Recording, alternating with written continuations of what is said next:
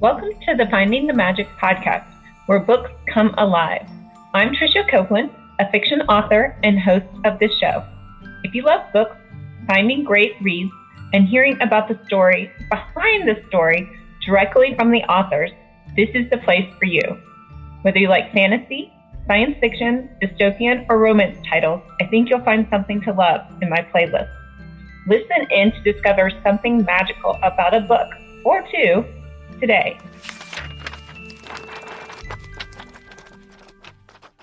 Welcome, Sebastien. Hi, Tricia. Thanks for having me. Oh, thanks for being on. I feel like I'm having an old friend back to tea. Thanks. Yeah. It's been a little while since we last talked, but I think you were saying that the episode from when we last talked probably came out in November. So Right, so about 9 months ago. Yeah. yeah, yeah. And fortunately, I don't know, sometimes I record a long time in advance, but fortunately, this episode will come out next week. So we don't have too long to wait. We can talk about current events. Your latest release is Malevolent 8, right? That's right. Yeah, Malevolent 8. It's the sequel to Malevolent 7, which is a book you and I talked about last time when I was saying how it was this book that I had never planned to publish. I'd written it just for me, and then through a bunch of strange circumstances, mostly literary agent related, it ended up becoming this hit fantasy novel that I was just not expecting. So now Malevolent 8 has just come out, and in fact, I'm going to be working on Malevolent 9 very soon. Fine. Well, I read a little bit of about the blurb for Malevolent 8, but tell everyone what it's about. I'm seeing a huge good versus evil here. Well, it's funny because it follows on from Malevolent Seven, of course, which is about a guy named Cade Ombra, who's a what's called a wondrist, a kind of a mercenary mage, and he's someone who had tried being a good guy in his younger days, failed at that tremendously, partly because it turned out the people he was working for weren't the good guys that he thought that they were. And then he became basically what's called an infernalist, a kind of a mercenary magician who gets spells by making deals with these beings from an infernal realm, who then ends up embroiled in this kind of world-threatening crisis, along with six other completely emotionally damaged mercenary mages who vary from, a thunderer whose solution to every problem either involves blowing it up with lightning or dropping his trousers. An idealistic young woman who happens to be a blood mage, so accidentally exsanguinates people periodically. The most handsome, dashing, swashbuckling mage of all, who happens to be a rat mage. And so all of these kind of emotionally damaged characters um, sort of come together in that book. And then in Malevolent 8, what happens is that this very long foretold, as you say, kind of good versus evil, or ostensibly good versus evil clash is about to finally happen. So the forces of the auroral realm and the infernal realm, who've had both had this notion of a great crusade for millennia and have never had a place where they could actually fight their war, have finally found a way to fight their war. It happens to be on the mortal plane.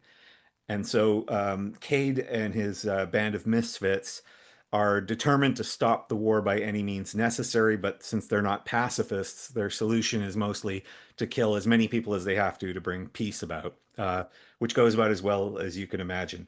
Oh, and also there's a vampire kangaroo. So you're welcome, universe. Fine. So mages are like witches. Is that a correct comparison? Yeah, the tagline on Malevolent Seven used to read, "Think you know wizards, think again," and it was really because the original impetus of that book, I think, was I had just read one too many sort of pseudo Gandalf characters, right? The kind of wizened old person, with a frail physical body who's commanding all these, supernatural forces, and I was always like, that wouldn't work. You need to be physically pretty strong, and actually, the people who wielded this kind of power probably wouldn't be all that wise. They would probably be kind of emotionally and mentally, challenged from wielding those forces. And so I was really trying to write about these guys, and I used the term wondrist for them because I wanted there to just be a kind of a term that I thought within that world, that's what people would call them, like these kind of, because they're not it's we sometimes because of the way fantasy has become a little bit sort of regimented, almost like it always tries to establish a bunch of Dungeons and Dragons like rules for its magic, that you end up with a scenario where it almost feels like mages are just like they're like soldiers or plumbers or cell phone technicians. It's just very but I think in this world, as far as other people are concerned, they're just like these bizarre kind of miracle workers, and so they get referred to as wonderists. And there's all these different forms of wonderism, and the source of the magic in the universe of Malevolent Seven is this notion that certain people are attuned to a different plane of reality, and each of those planes of reality has its own physical laws. And so, when casting a spell is basically when you make a tiny breach in the fabric of reality, and so the laws of physics of that realm temporarily leak through. So, for example, in our world, you can't just summon thunder out of nowhere and hurl it at people. Whereas there is a tempostoral plane where that happens all the time, and so a tempostoral mage is one who can temporarily breach the walls between those realities, and so that's where that power is coming from. Or a totemist, someone who can take on certain attributes of animal spirits, um, creates a breach between our their plane of reality and one where animals exist as a kind of symbolic magical representation.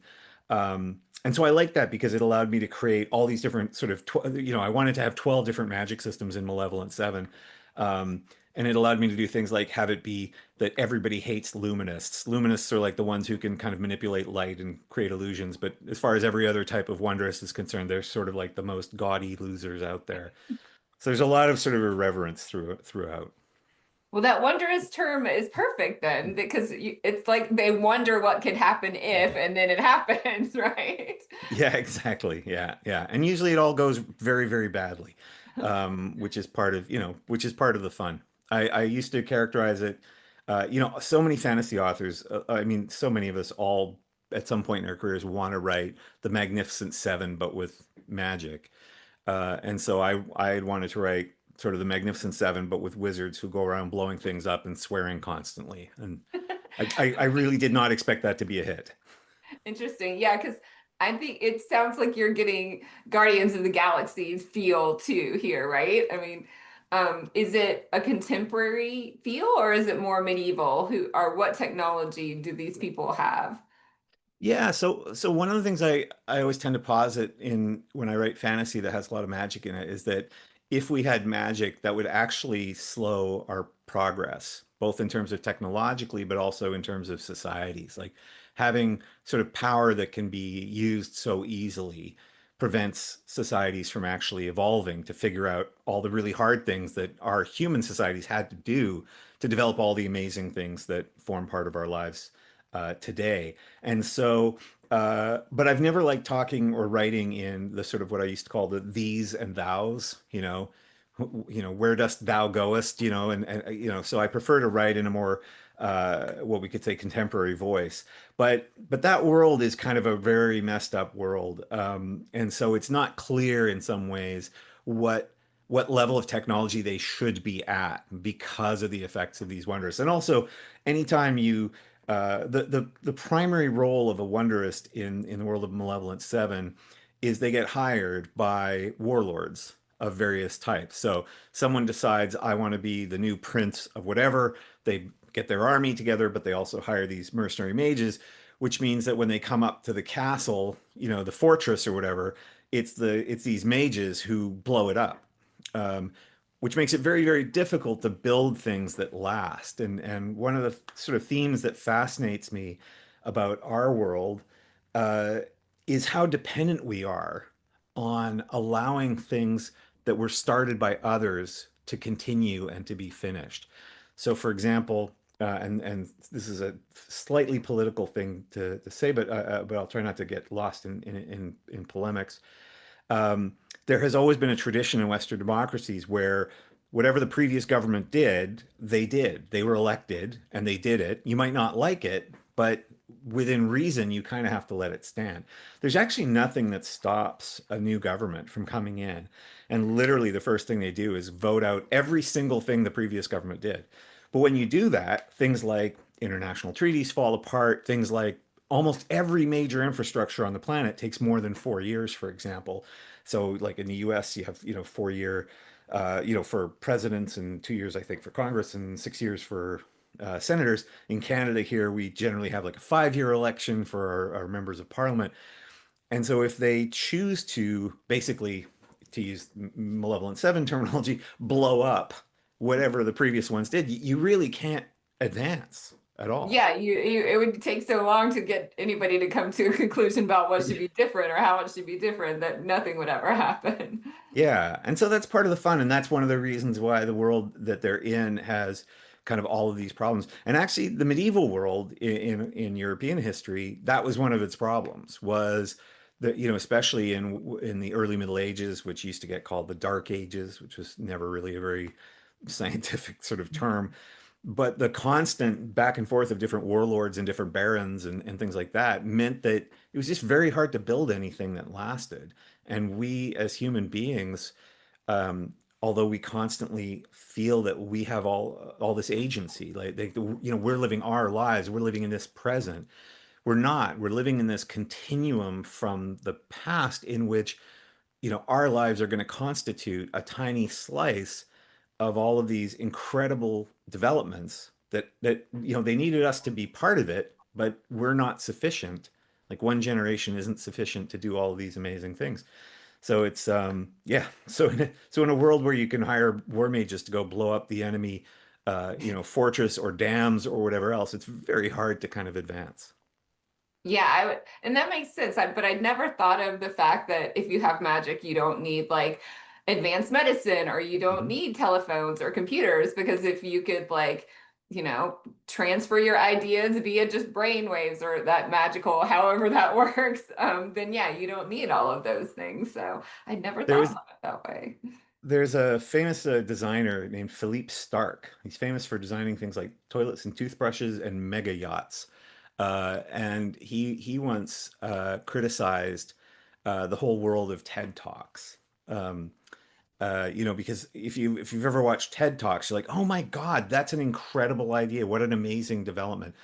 The running theme of TED Talks is we can solve every single problem with technology. Like it's just waiting for someone from Silicon Valley to solve it, right? And so whatever it is, clean water, oh no, somebody came up with a little portable water bottle that you shake it and it'll get rid of all of the bacteria. Or, power, oh, we figured out this. But if we've had TED Talks for long enough that you could reasonably ask the question, well, then how come almost none of these things are actually being fixed? And it's because almost every problem requires human societies to fix them. It's not always just a technology problem. And so the Silicon Valley myth, which is mostly perpetuated by Silicon Valley billionaires, is just get out of our way. We'll invent something that'll fix whatever your problem is. And there's no better example, although, again, I'm not, without taking a position on climate change, other than that it's probably real. Um, the hard solution for climate change is that we all change how we live. That's a very difficult but societal solution. The simple one is some tech billionaire will build a giant rocket that will fly up to the atmosphere and then, clean out all the carbon or do whatever else is necessary.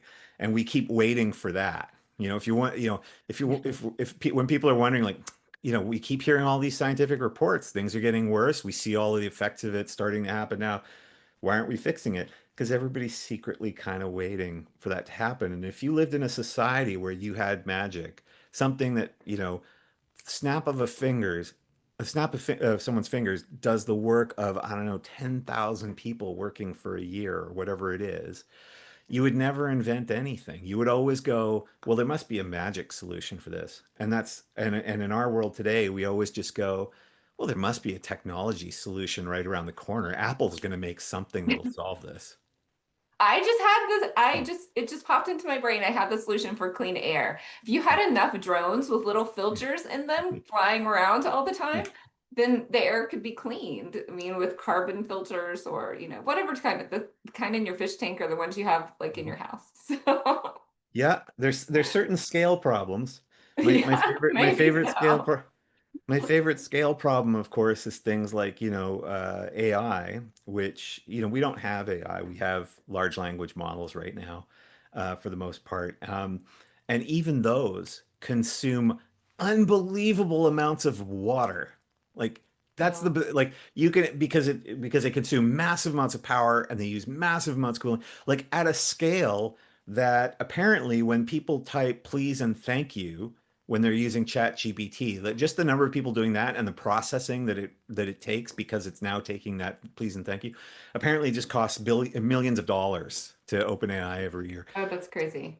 Yeah, we it's scale is always the problem for human beings. We're innately not good at it, which is what makes fantasy sometimes when you bring those problems of scale back in, can be kind of really fun. When you can't solve the problem with a magic sword, uh, and in fact the problem is that everyone thinks a magic sword is the solution. You can get to a lot of really interesting drama.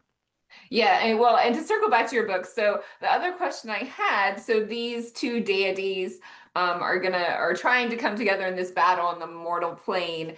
And so I mean I can think of a few different ways, like you prevent them from being able to come in, right? But can these deities even be destroyed? Can one of them be destroyed?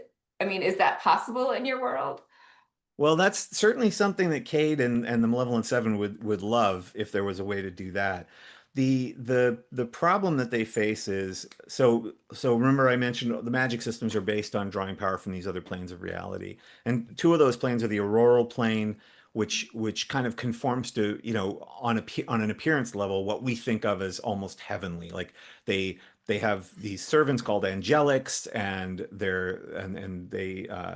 they seem like, and the rulers are called the Lord Celestine, and they talk about benevolence and virtue, whereas the infernals, have horns, and they kind of they're they look like what we would think of as evil, but in fact what it is that the Lord Celestine are driven by the notion of imposing their one notion of virtue on everyone, and the infernals are obsessed by the notion of experience. If you should experience everything, you should experience every flavor, every emotion. You should do the most wonderful things, but the most perverse things. You should, and so it's because what I liked about that is that it makes them good and evil are very human concepts, but those types of extremes, the extreme of imposing order and the extreme of people should pursue all experiences, are very inhuman. It's very unnatural for us. And so that's kind of what they're facing, is these two forces that aren't really good versus evil. As Cade would put it, it's just, one kind of jerk against another kind of jerk. It's like the jerk that ratted everybody out in high school versus the jerk that got everyone into trouble in high school. And you're just like, if only we could get them to both go away, we'd be all right. And so over the course of the book, they're trying to find any way they can, to prevent them from doing it. Because the problem with war, of course, is that war is a type of industry. And once it becomes profitable, it's very, very hard to stop. And so the fear that they have is that because we're in the very early stages of this war at the beginning of Malevolent 8, is that towns, one after another, are being recruited either to the auroral side or the infernal side. And so Cade's sort of notion of how to stop this is to make it very, very unprofitable to join one side or the other, because his fear is that generations of human beings are just going to be funneled into, these wars. If you think about it, the war in Ukraine, for example, there are kids who were 13 years old or 14 years old when the war started, Russian kids who are going to end up being drafted for this war at some point. And nobody thought that war was going to last more than 3 weeks at the time. And this thing could go on for a long time. And that the cost of doing that is that you start to lose generations, right? So I for was gonna say, example, yeah, all these generations are just frozen. I mean, it's like COVID times, however many years, right? That we had that, like, just you didn't remember what happened before and you weren't sure what was gonna happen next, right? Well, So, and think of the long-term effects we've had from COVID, just from a purely sort of, I mean, again, no, not my area of expertise, so I'll try to restrict myself from pontificating too much, but certainly, like kids, who couldn't be at school, for example, um, the weird traumas that has created, and that was a relatively short span of time, right? That we couldn't do anything.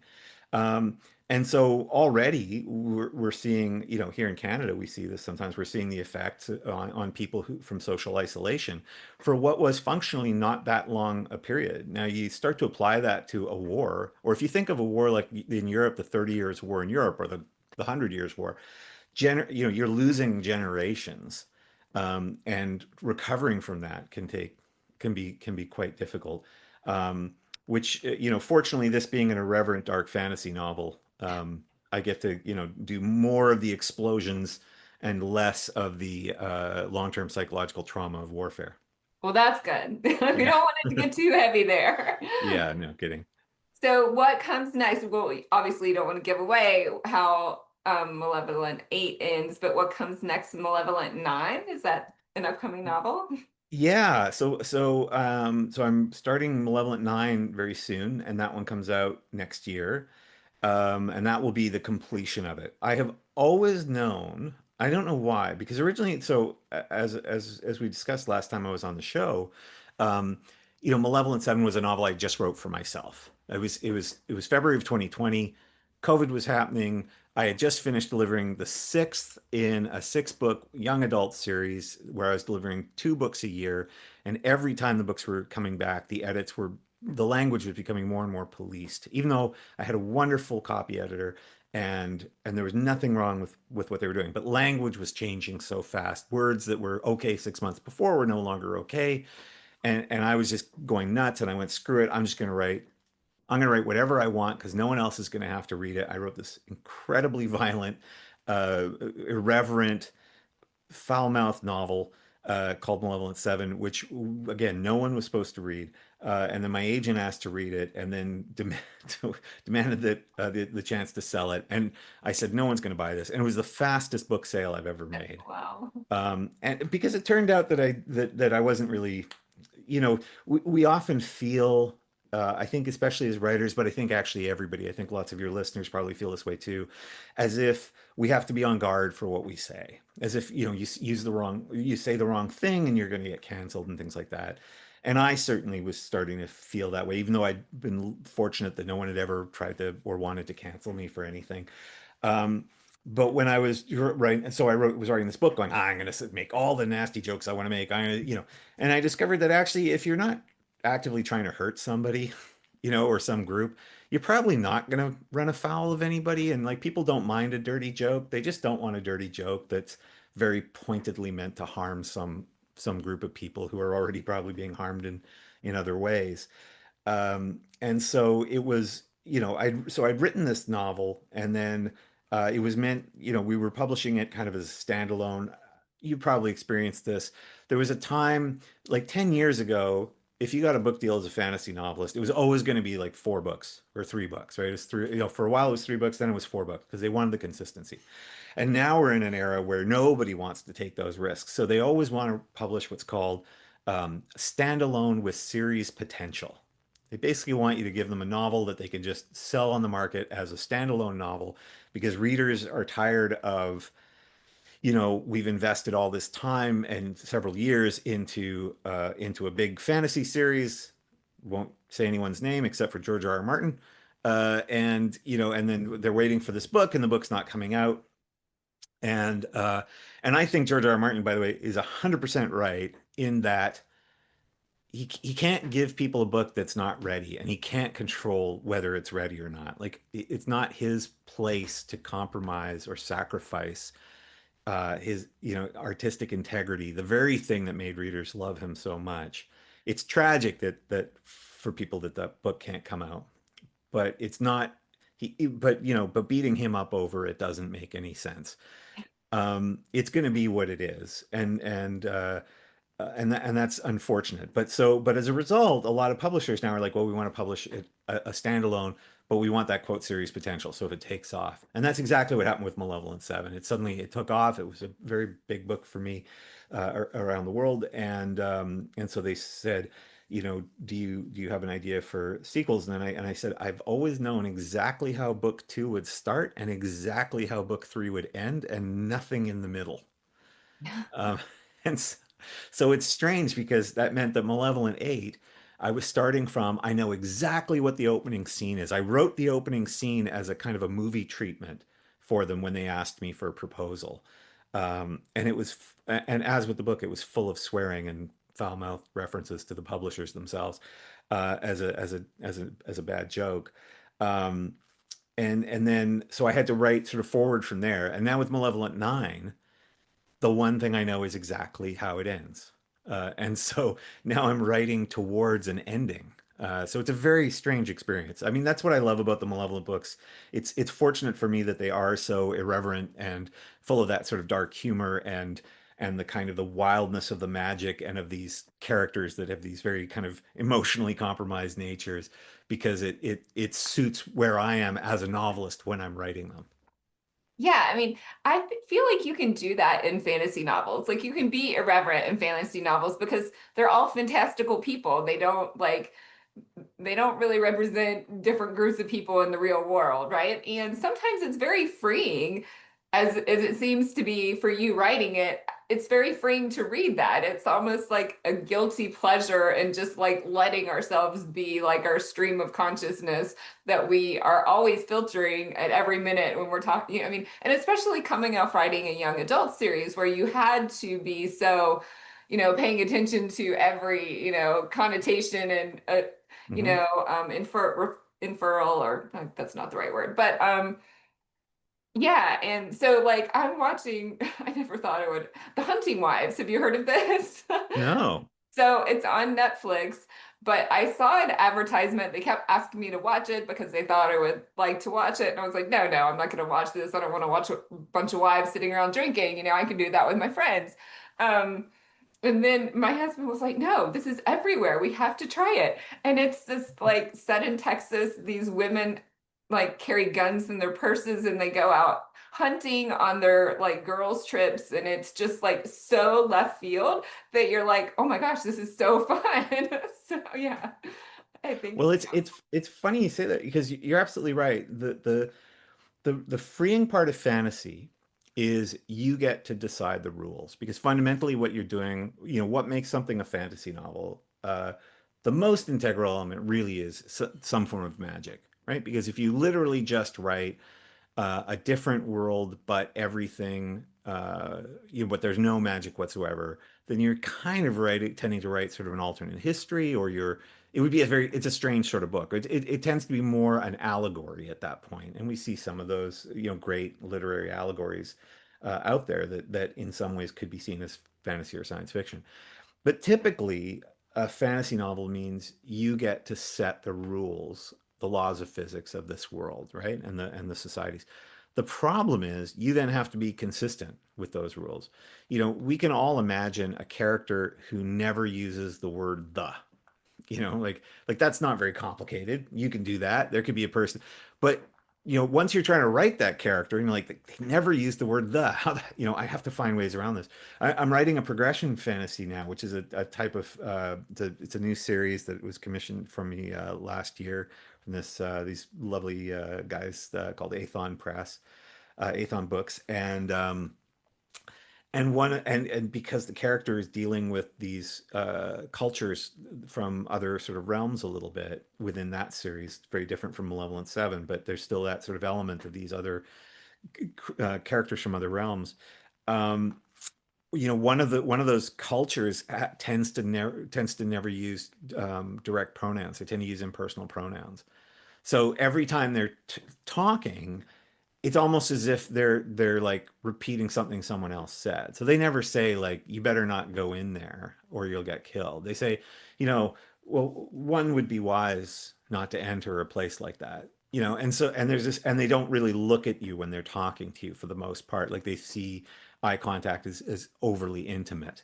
Um, which you know is something that actually there's lots of people in our world who are uncomfortable with direct eye contact, and so it's kind of interesting to me to be writing that and going, God, that must be really difficult if you know if you're going, but trying to stay consistent with that every time someone from that realm is talking to Caleb, the main character, and having to go, okay, how do I have to make sure this is framed impersonally, but it has to be parsable by the reader.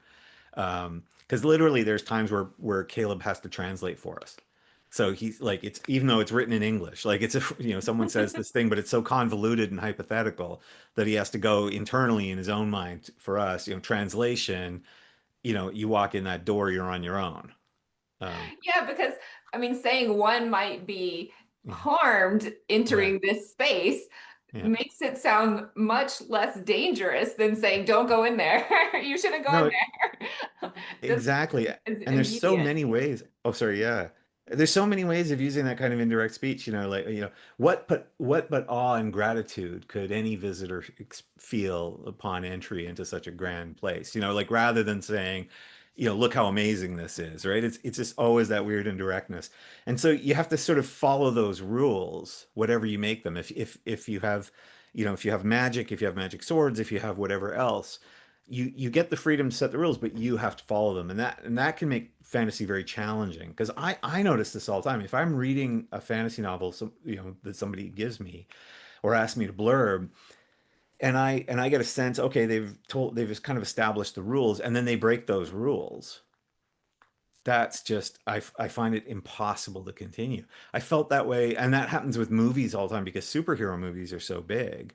But you know, I find like when they drop their own sort of themes or their own rules. I saw the Superman movie recently, and I really like James Gunn, and I thought it was a lot of fun. But there's this whole big theme at the beginning of that movie about at what point, like, is Superman have a moral obligation not to go save someone when saving someone means violating international borders, means, you know, interfering in a war, means kidnapping a world leader, means doing all these things that are treason for anybody else and potentially dangerous. And so it's a really interesting question because they're sort of establishing some kind of rules of this world for this new Superman, and then they just kind of give up on that later, and they go, "Oh, well, you know, it Do doesn't it really anyway. he's just a good guy." Yeah, exactly.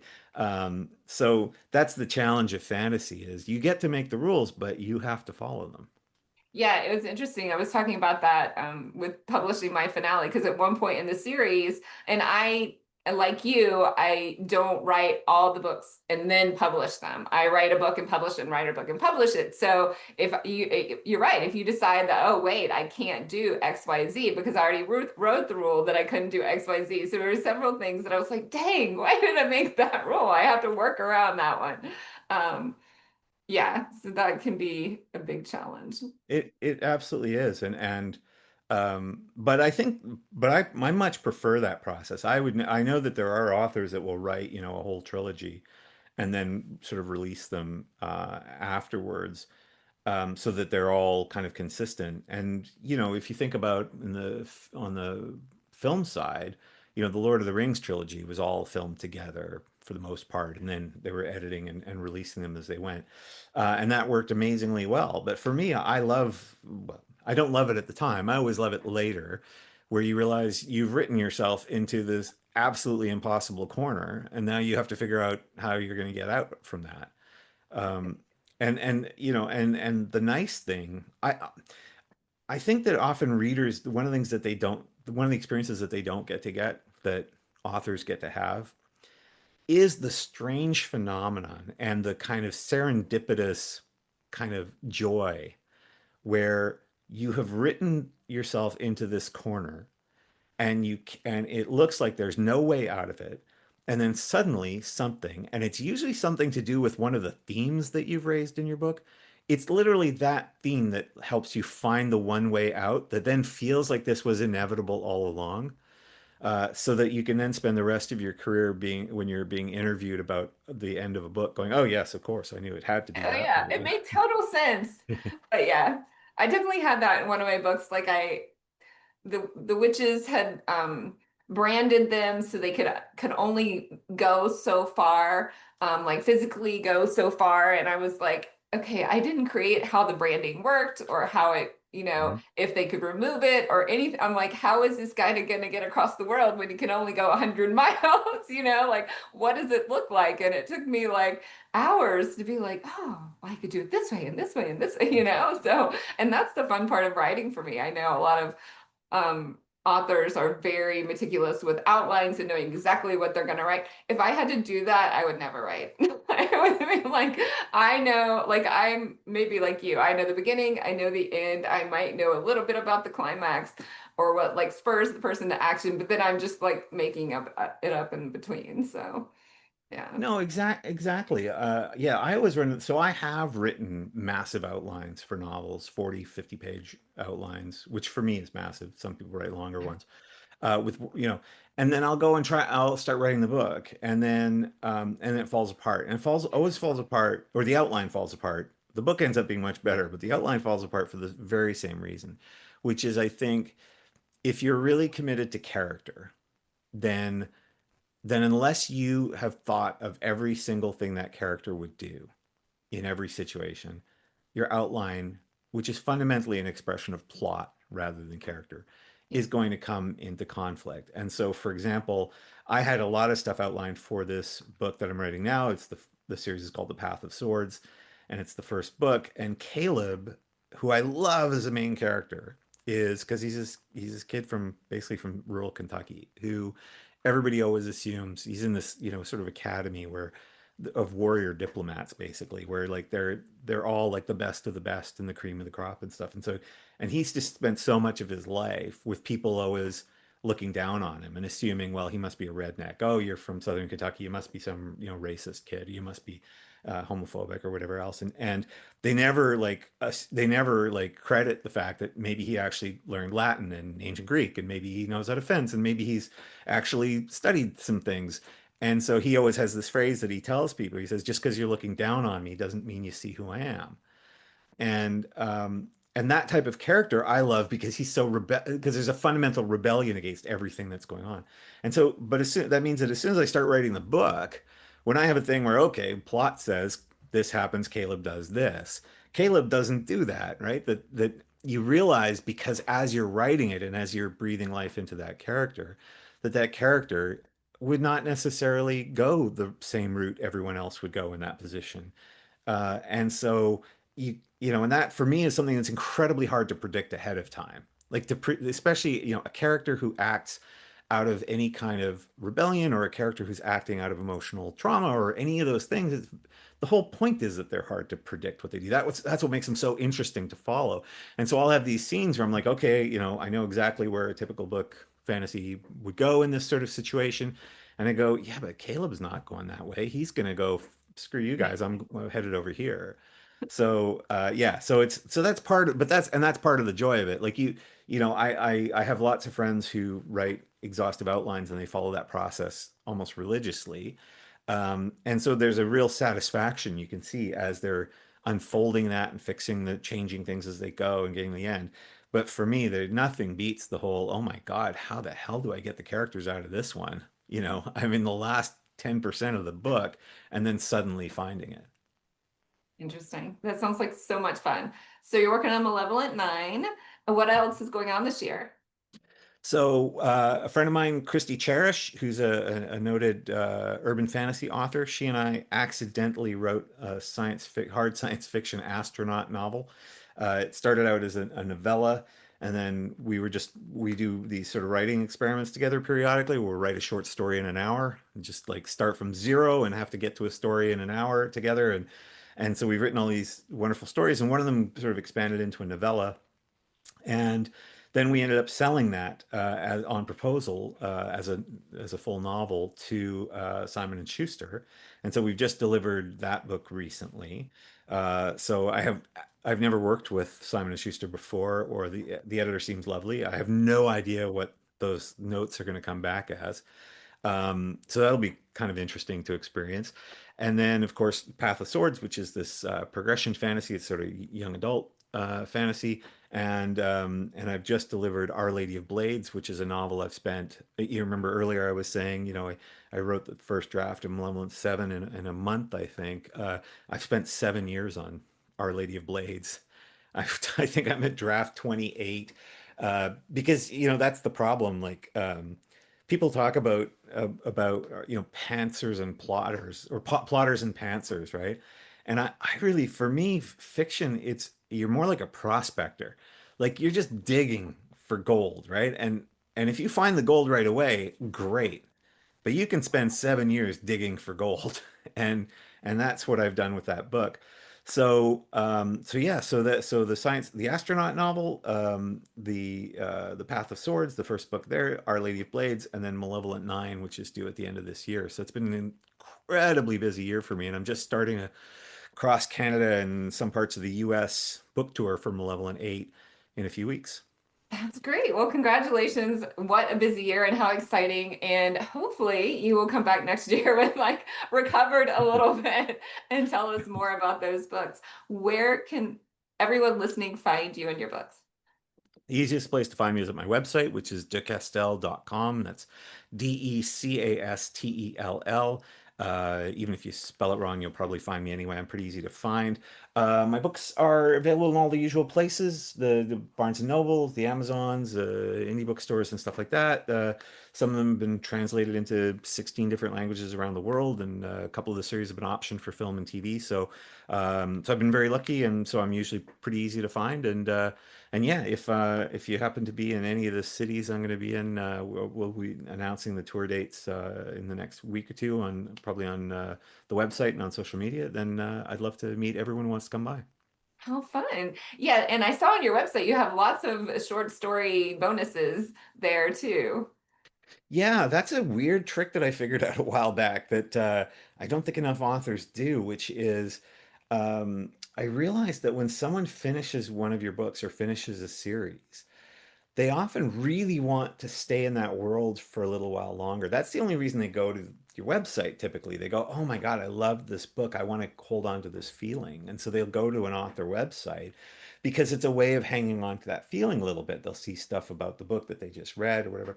And I found that often actually what people want isn't even to now, okay, I now want to start a whole new series, but often short stories either in that world, for example, or in your other worlds. They want to spend more time with the author, but they don't necessarily want to suddenly commit to an entire novel. And so I started publishing stories on my website, and just, if it's a short story, I sell it for 99 cents in ebook, or $1.99 on audio. And if it's I do them all professionally with, I get professional narrators and the whole bit. Um, and so people go, and yeah, I've been shocked at just how many people really like the ability to go, oh, cool, he wrote something here with this character. I want to read that story. And so I the only book I've ever self-published in my career is called Tales of the Greatcoats.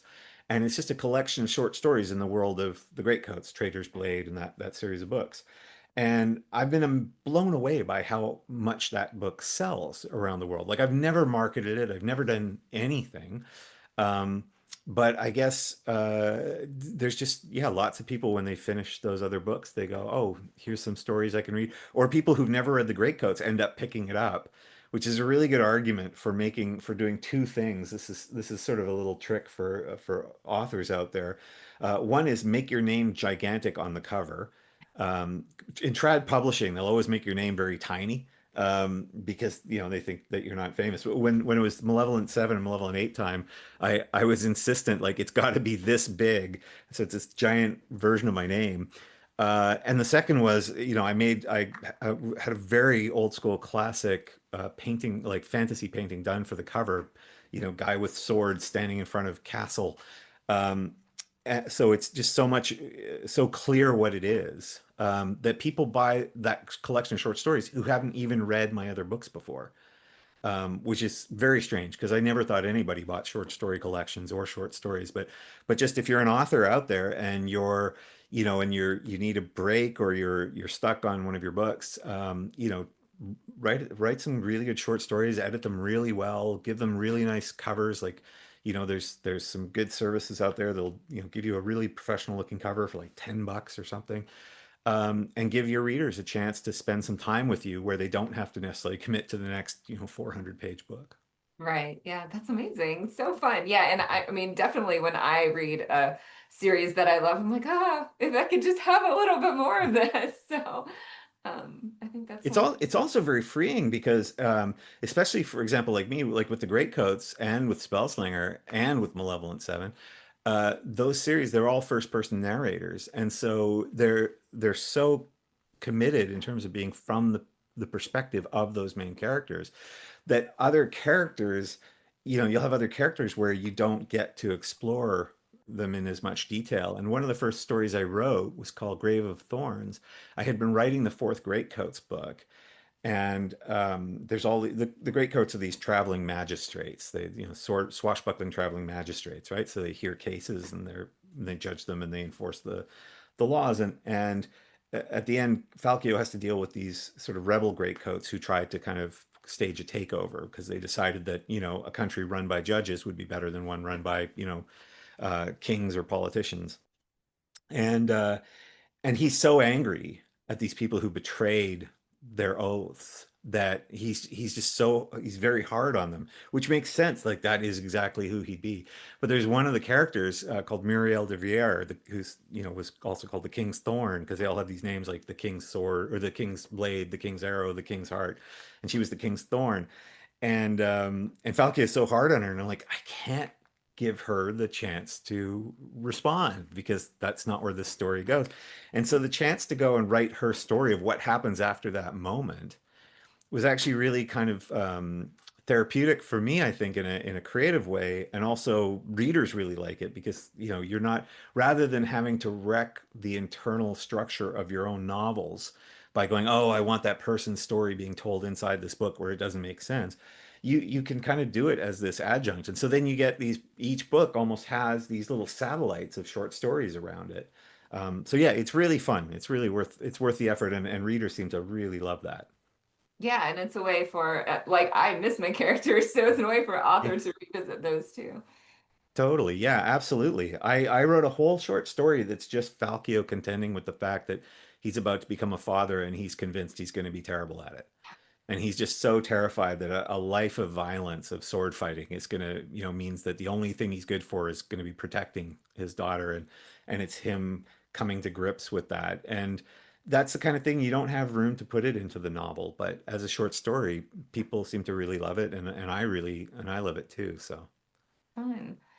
Yeah, well, thank you so much for being here and spending so much time with us. This has been delightful and wonderful. So thank you for being here, and hopefully thanks we'll so have you much. back next year. I'd love to. Thanks for having me, Trisha. Thanks. Bye. Bye.